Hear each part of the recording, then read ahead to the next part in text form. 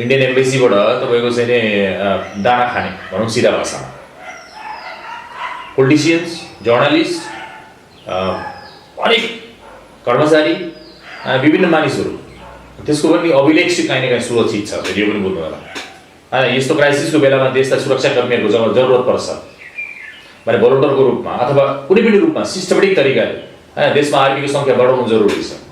नेपालको सम्प्रभुतामाथि भारतले बार आक्रमण गरेको छ। जस्तो मलाई जहाँसम्म लाग्छ दक्षिण एसियामा केही यस्ता सिआइएका यस्ता कट्टर चेलाहरू छन् जसले चाहिँ अनेक हत्कण्डा अपनाएर आफ्नो मिसनहरू पुरा गरेर जान्छन्। यहाँबाट दाइ स्वागत छ यहाँलाई। धन्यवाद। के छ दाइ, पछिल्लो समय जुन नेपाल भारतको सिमानालाई लिएर उग्र रूप लिइरहेको छ, विवाद उत्पन्न भइरहेको छ, यसलाई कसरी निहाल्नु भएको छ?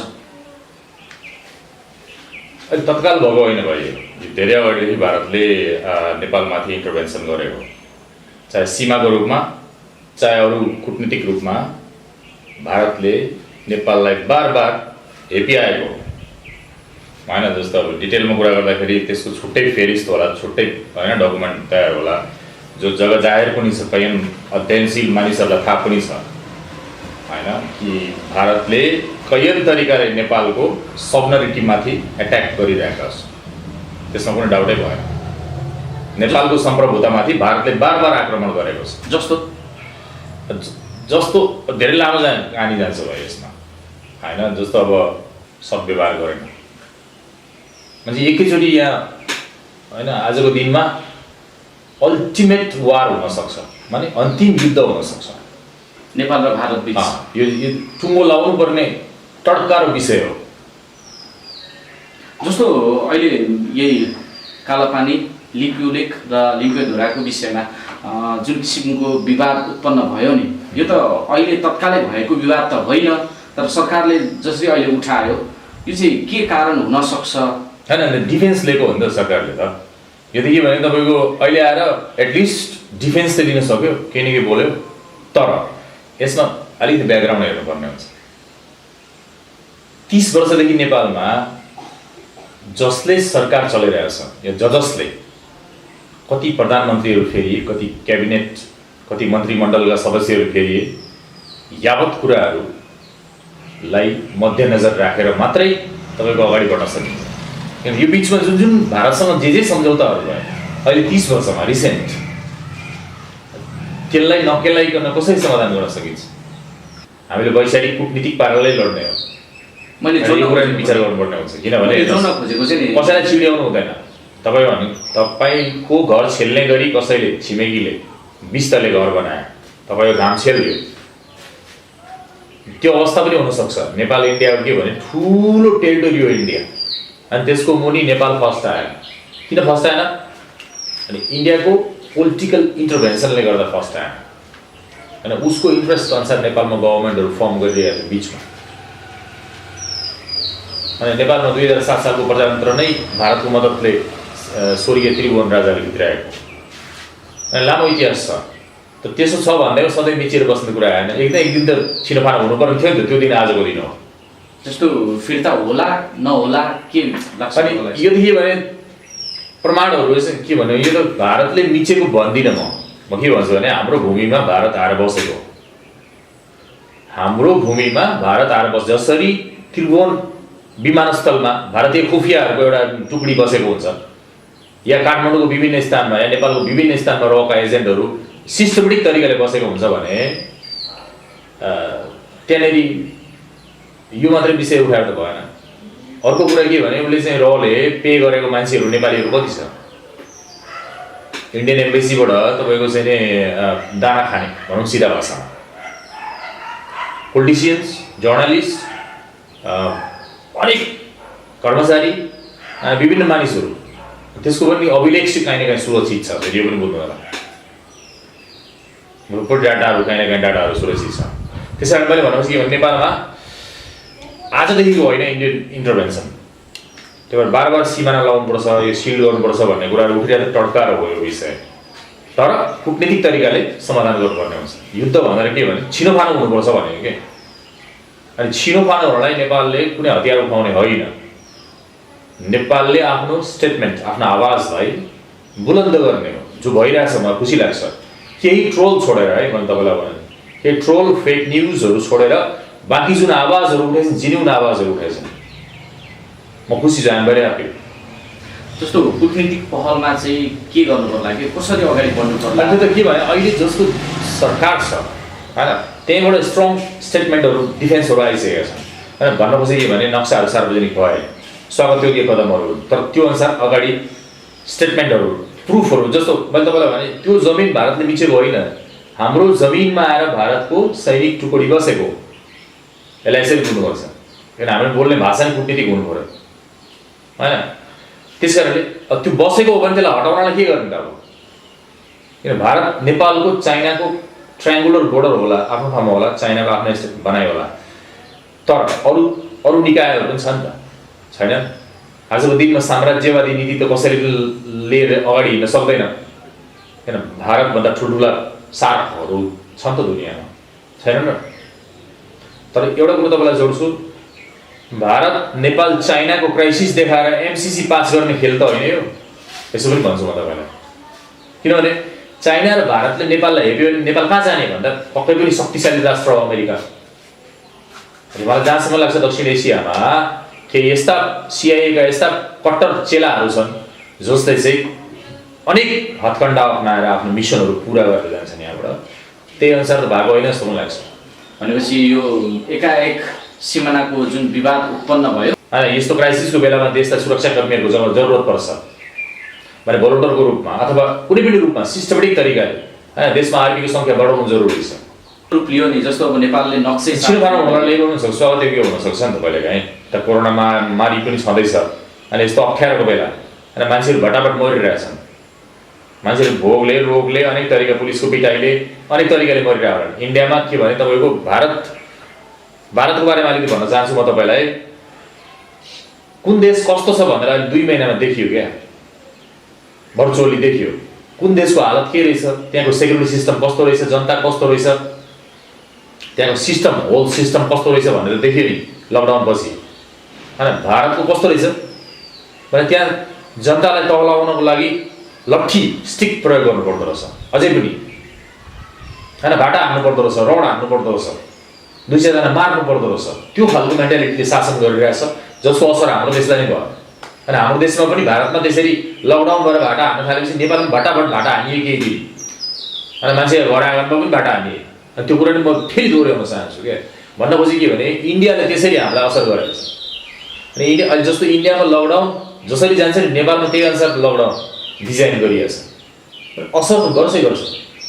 चाइना अलिक टाढा छ अनि चाइनाको भौगोलिक अथवा चाहिँ क्लाइमेटहरू पनि फरक छ, तर इन्डियाको चाहिँ डाइरेक्ट हामीलाई चाहिँ हावा असर ज्यादा भयो कि होइन।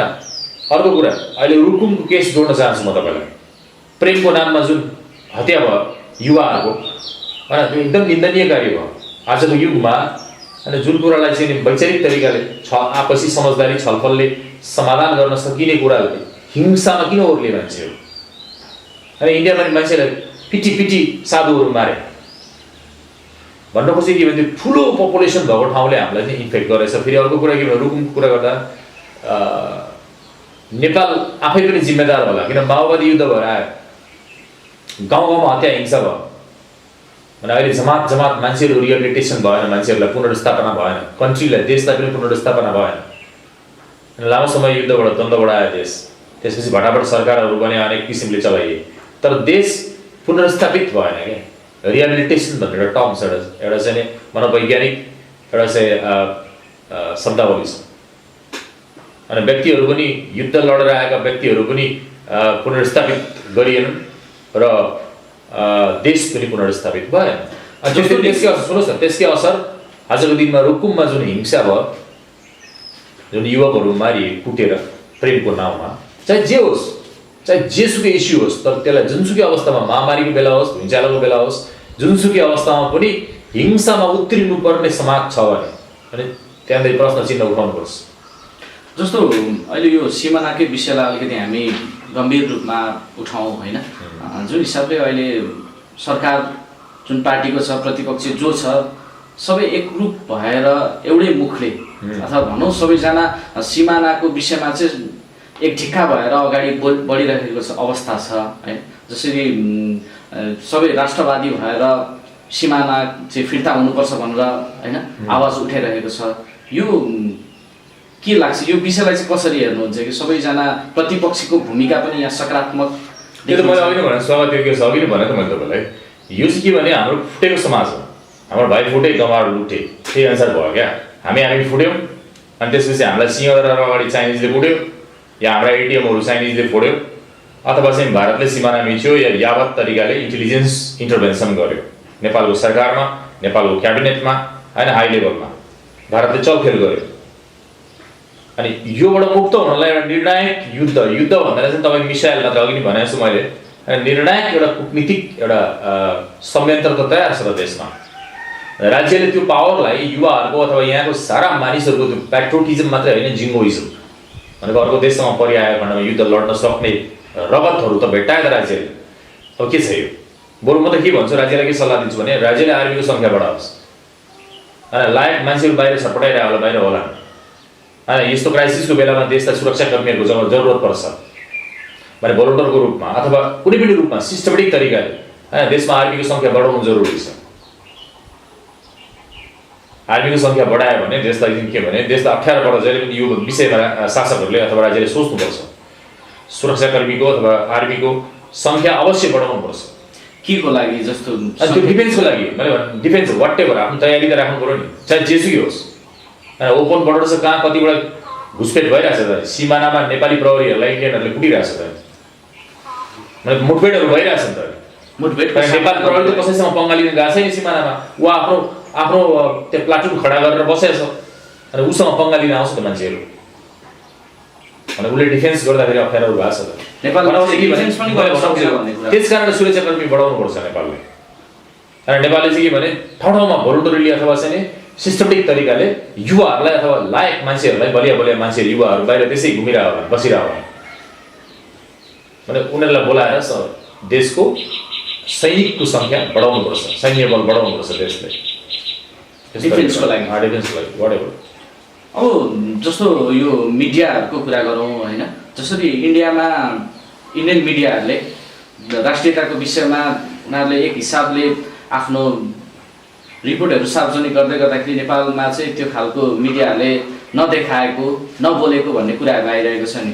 भोलि त दानापानीको पनि कुराकानी गर्नु। सुन्नुहोस् तपाईँ, इन्डियाको त्यो मिडियाहरू भन्न मिल्दैन, मिडिया होइन त्यो मनसुनी फ्रगहरू हो, बर्सातका बेलुताहरू हुन्थे जसले नबुझिकन सतै कुराहरू गरिरहेछन्। तपाईँलाई याद दिलाउँ, इन्डियाका दिग्गज पत्रकारहरूले लिम्पियाधुरा, लिपुलेक र कालापानी नेपालको भूमि हो भनेर भनिरहेछन्, आर्टिकलहरू लेखिरहेछन्, स्टेटमेन्टहरू दिइरहेछन्। अनि यहाँनिर एउटा कुरा म तपाईँलाई भन्न चाहन्छु, ज्यादा इन्डियनहरूले नेपालको बारेमा, धेरै इन्डियनहरूले नेपालको बारेमा ज्यादा जानेको छैन जति हामी उनीहरूको बारेमा जान्दछौँ, बुझ्नु भएन? अनि उनीहरू चाहिँ एकदम आधा अधुरा कुराहरू गरेर यतिकै जिरा गर्ने, यतिकै झगडा गर्ने या तल्लो स्तरबाट पेस हुने, गाली दिने, ट्रोलहरू बनाउने, ह्याक गर्ने, सिस्टम ह्याक गर्ने, अनि गलत तरिका डाकु जस्तो प्रवृत्ति उनीहरूले गरिरहेछन्। त्यो इन्डियाको सही पहिचान होइन। भने इन्डियाको सही पहिचान सन्त पहिचान हो। इन्डिया सन्तहरूको देश हो। म नाम गरिदिन्छु, भयङ्कर सन्तहरू छन् इन्डियामा जसले चाहिँ भयङ्कर धेरैचोटि इन्लाइटनमेन्टको दावा गरेका छन्। त्यस्तो मुलुकबाट हामीलाई गाली आउने यो त राम्रो भएन नि त। अनि के छ भने भारतका धेरै कूटनीतिक मान्छेहरू नेपाली भाषा बुझ्छन्, फेरि हिन्दीमा बोल्नुपर्छ, इङ्ग्लिसमा बोल्नुपर्छ भन्ने जरुरी पनि छैन, कहिलेकाहीँ जरुरी पनि होला आफ्नो ठाउँमा। तर भन्न खोजेको के भने धेरै कूटनीतिक मान्छेहरू होइन, एजेन्टहरू, जासुसहरू यति धेरै छन् कि त्यो आम इन्डियनलाई चाहिँ नेपालको बारेमा ज्यादा कुछ केही थाहा छैन। तर नेपालको बारेमा हामीभन्दा ज्यादा जानकारी राख्ने जासुसहरू पनि छन् फेरि इन्डियन। अनि धेरै कुरा बुझेर जानुपर्ने हुन्छ।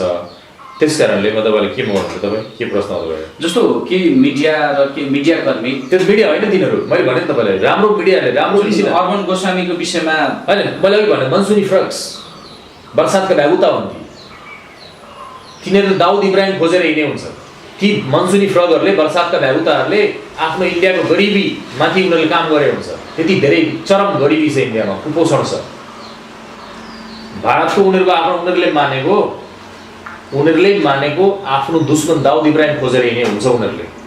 नेपालसँग पंगा लिने उनीहरूको हैसियत छैन। हाम्रो आफ्नै भूमि हो, मिचेको पनि भनेको छैन मैले। त्यहाँ आएर उनीहरू बसेका छन् जसलाई हामी एनी टाइम हामी धपाउन सक्छौँ।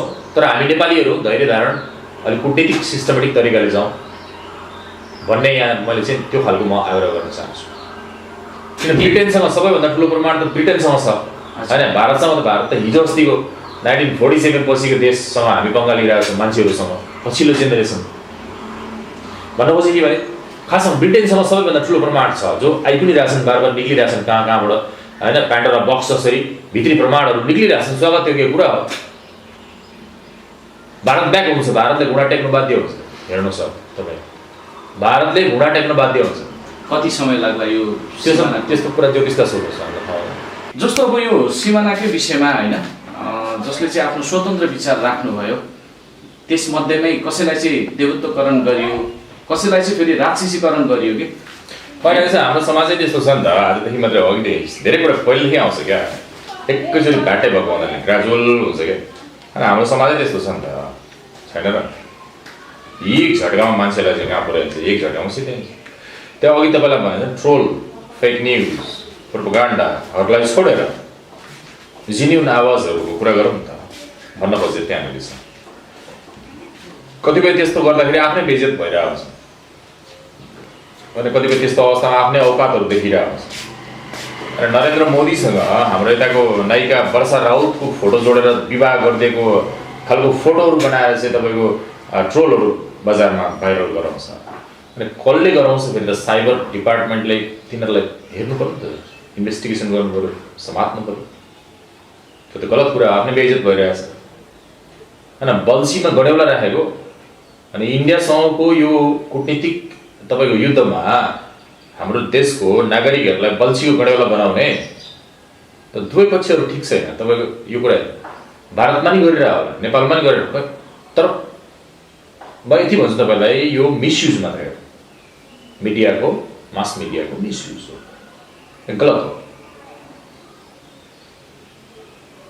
जो जति हो त्यति होइन। मिडिया भनेको के हो? फ्याक्ट, तथ्य।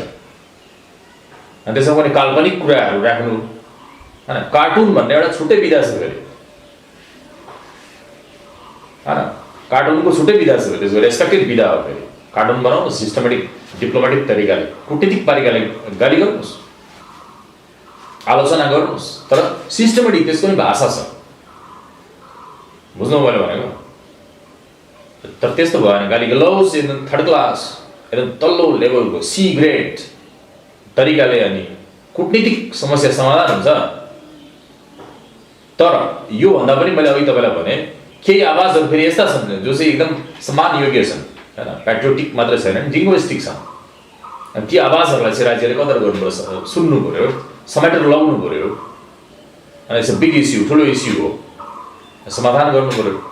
जस्तो नि कसैले आफ्नो भनाइ राख्छ होइन, राष्ट्रियताको विषयमा जोडिएको हुन्छ, त्यो चाहिँ सबैको एउटै हुनुपर्छ भन्ने जुन हिसाबको अहिले आवाज उठिरहेको छ, राष्ट्रियताको विषयमा चाहिँ भनेर उठिराख्दाखेरि कसैले फरक मत राख्छ भने त्यसको चाहिँ ट्रोल बनाउने होइन, त्यसलाई चाहिँ सबैले खेल्ने। त्यति भन्दैछु तपाईँलाई, जसले अलिकति भन्न पनि जानेन होला, ठिकै छ त, भन्न जानेन भने भाषा सच्याएर भनिदिउँ न, उसको पनि आवाज बुलन्द गरिदिउँ बटेको, अथवा भन्न खोजेको कुरालाई तोडमरोड गरेर। तपाईँको केही मेसेज छ? तपाईँ अब इङ्ग्लिसमा पनि राम्रै दखल राख्नुहुन्छ, हिन्दी पनि राम्रै बोल्नुहुन्छ, यो नेपाली भाषाभन्दा अलिकति सबैले विश्वमाझ नै यो हाम्रो जुन अहिलेको सीमाको विषयलाई लिएर आवाजहरू उठिरहेको छ, तपाईँ मार्फत केही सन्देश जाओस् भन्ने हेतुका साथ। त्यही त अब यो नेपाली भाषा त आज मैले यहाँसम्म मलाई जानकारी छ कि ट्रम्पले पनि बुझ्छन् रे क्या, हाम्रो भाषा त्यति मतलब महत्त्वपूर्ण रहेछ क्या। भारतका राष्ट्रपतिले त नेपालीमा, प्रधानमन्त्रीले त नेपालीमा भाषण दिएर गए। र अर्को कुरा के भने जति म आफ्नो मातृभाषामा म कुराहरू राख्न सक्छु त्यति म अरू विदेशी भाषामा म राख्न सक्दिनँ। म अङ्ग्रेजी विद्यार्थी होइन, म हिन्दीको विद्यार्थी होइन, तर मैले यसै सिकेको हो, काम चलाऊ। तर त्यसो भन्दैमा मैले अङ्ग्रेजीमा कसैलाई गाली गर्ने हैसियत मेरो छैन है, हिन्दीमा नि छैन। म आफ्नै मातृभाषामा के भन्न चाहन्छु भने कुनै पनि देशले देशको स्वाभिमान हुन्छ होइन, चाहे गलत तरिकाले कुरा उठाओस् या सही तरिकाले कुरा उठाओस्, हरेक देशको आफ्नो स्वाभिमान हुन्छ, सानो ठुलो। ठुलो हुँदैमा हामी सानो हुँदैनौँ, तर पनि मर्यादाहरू हुन्छन् छिमेकीका, जसलाई कूटनीति भनिन्छ। त्यसको ख्याल राखौँ होइन, विरोध जारी रह्यो। जमिन आफ्नो जमिनमाथि फेरि हाम्रो अधिकार, त्यहाँनिर जसरी अहिले इन्डियन आर्मी बसेको छ त्यो ठाउँमा हाम्रो आर्मी बस्नु पऱ्यो, नेपालको आर्मी बस्नु पऱ्यो र उनीहरू ब्याक जानु पऱ्यो। अनि त्यो अवस्था आउनको लागि हामीले सिस्टमेटिक तरिकाले आवाज बुलन्द गर्नु जरुरी छ र प्रमाणहरू जुटाएर। अनि यहाँको चाहिँ नि अथोरिटीले कसले डिफेन्स लिने हो, लकडाउन खुलेपछि वार्ता गर्ने भने होला, अथवा इन्डियाका दिग्गजहरूले पनि कुराहरू भइरहेछन्, टेबल टकहरू भइरहेछन्, भर्चुअल टकहरू भइरहेछन्, फोनमा कुराहरू भइरहेछन्। इन्डियाबाट चाहिँ रातारात गुप्तचरहरू अनेक ब्रिफकेस बोकेर नेपाल छिरिरहेछन्। जनता सजग भएर, जनताले हामीले सजग भएर नेताहरूलाई त्यही अनुसारले कार्य गर्नलाई यहाँबाट चाहिँ उक्साउनु पर्ने हुन्छ। जस्तो नि यो एमसिसीको विषयलाई लिएर जोडेर तपाईँले जुन अहिले यो सिमानाको विषयसँग जोड्नुभयो त्यो पनि हुनसक्छ भन्नुभयो होइन।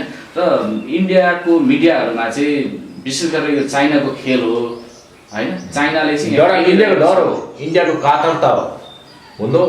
चाइनालाई जोडेर नेपाललाई चाहिँ पेल्न खोज्नु हो। इन्डियाको बहादुरी होइन, इन्डियाको गुलामहरू दासहरू। तर तपाईँलाई यहाँ पनि भने मुगलहरूले फेरि इन्डिया कब्जा गर्छन् अब, यो पनि याद राख्नुहोस् तपाईँ।